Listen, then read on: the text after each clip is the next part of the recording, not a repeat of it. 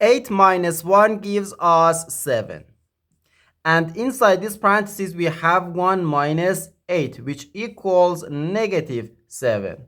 So 7 times negative 7, which equals negative 49. But this answer is not correct. Because according to the order of operations, first we have to do parentheses, then exponents, then multiplication or division, and finally addition or subtraction.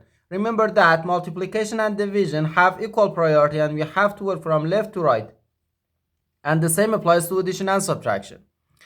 In this expression, we have one subtraction, one multiplication, and one parenthesis. Inside this parenthesis, we have one subtraction.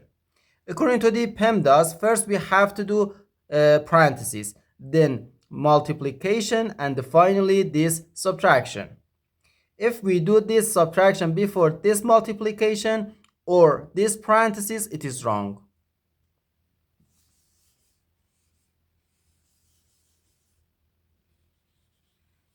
So first we have to do this parenthesis.